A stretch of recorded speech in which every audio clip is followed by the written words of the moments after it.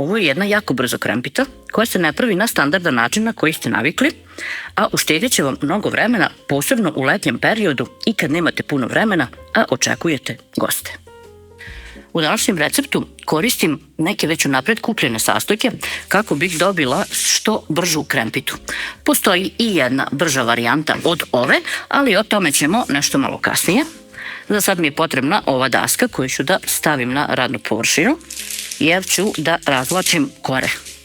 Kore možete da kupite već ove sveže pripremljene, a možete i one zaleđene, njih samo morate da odledite.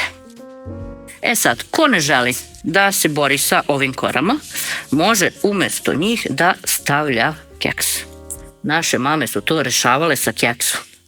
Nisu imale vremena baš mnogo da se muče oko kora, razvlače lisnato testo, samo poslažu keks.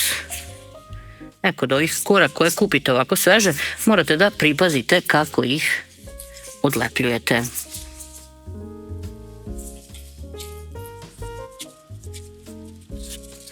Ovde za ove kore odmah dobijete i papir za pečenje. Sad kad uzmete ovako lepu koru, uzmete svoj pleh koji ste planirali i sad lepo izmerite koliko vam fali. Taman malo da se razvuče i na ovu stranu. Pošto je ova kora dosta lepljiva, pospete sa malo brašna, kao i ono zaleđeno lisnato testo i malo je razvučete. Sad uzmete ponovo pa izmerite. To bi otprilike bilo to, s ove druge strane. Odlično. Sad to lepo prebacite na obrnuti pleh od rerne. Meni je to vamo sa ove strane, pa ću to posle da vam pokažem. Uzimam sad drugi deo testa, pa i njega odmotavam. Ovaj deo testa nećemo širiti oklagijom. Zašto? Možete, ali ja neću. Neću seći u one kvadrate ili pravougaonike koji su predviđeni onako da budu od gore na krempiti. Ne volim taj deo, ne volim da uklapam, zato ću ovaj deo samo ovako prebaciti na pleh i ovako ispeći nešto rešije, a onda cijelu tu koru izvrviti.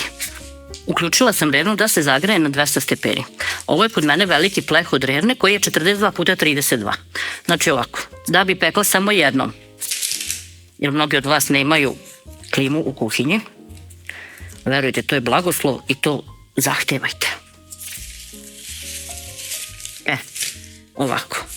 Zašto sam ja sad ovako stavila? Ovo slobodno može ovako malo da ide sa strane, ukoliko vam vaš šporet dozvoljava, vaša pečnica, i ovako, jer kad ovaj deo budete stavili u pleh i stavite krem, on će da legne.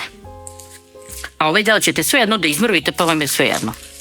Ja ću to ovako da stavim i sad ću sve malo da izbušim viljuškom. Tako. I nosim da se peče. Evo, kore su ispečene. Donji i gornji grejač 200 stepeni plus ventilator, da bi što pre sve bilo gotovo. I onda na pola pečenja, pošto sam ja stavila ovako, na pola pečenja uradite ovako. Verujte, pečenje je ovaj deo. Njima jako malo vremena treba. Naravno, ostavljam ih da se ohlade. Ovaj deo ću izmrviti, a ovaj deo ću staviti na dno pleha. Odmah ću uzeti pleh u kojem će mi biti krempita, pa ću da ukrojim sve. Da vidim prvo, ova mi kora izgleda mnogo lepše. Jao, što sam se smotala.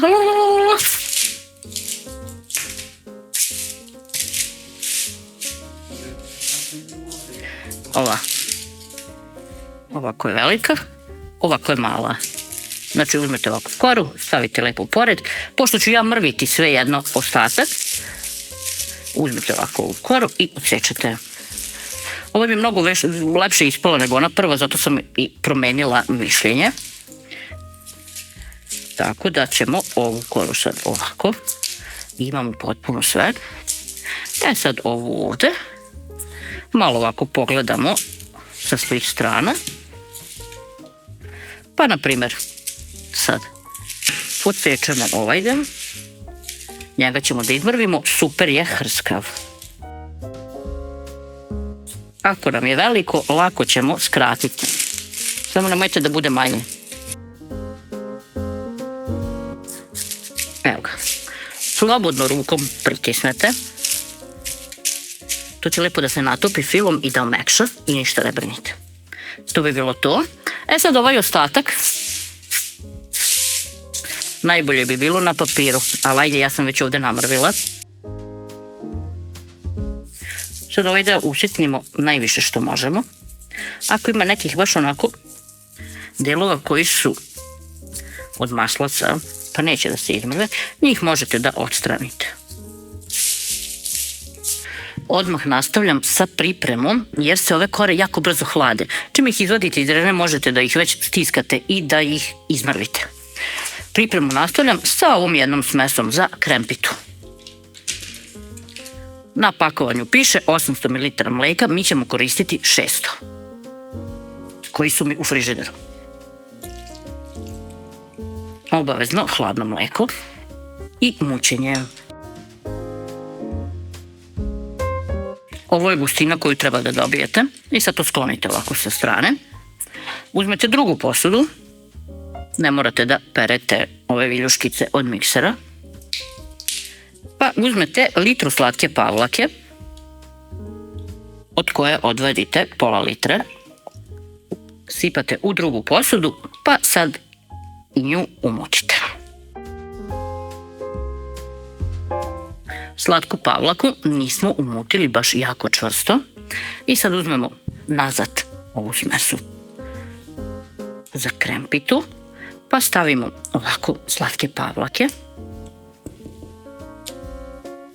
a onda malo dodamo i ekstrakta vanile i sad mutimo sve zajedno. Dodamo ponovo slatku pavlaku i opet mutimo. Dodamo iz 2 do 3 puta. Opet uzmemo spatulu, pa promešamo sve do dole, zato što uvek ostane ovih neumućenih delova. To bi bilo to što se tiče ovog dela. Uzmemo opet ovu posudu od slatke pavlake, ništa ne peremo, pa sipamo ostatak. Ove kore i još ovaj fil otprilike dođe, ajde da svi razumeju, nekih 7-8 evra pun pleh krempite.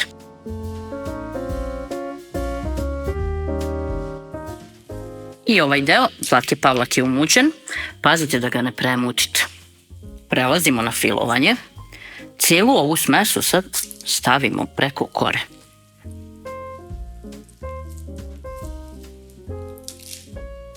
Sad ovaj deo naravno radite polako, da svuda fino rasporedite.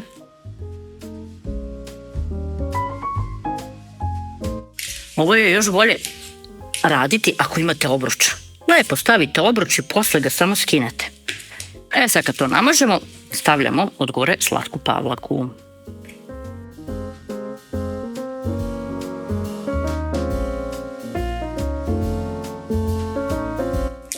Ajde sada da napravimo magiju.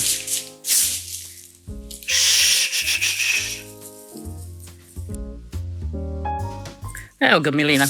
Ovaj deo ostaje mi neiskorišćen. Možete sve da pospete ukoliko više volite ukus kore, ali ja neću.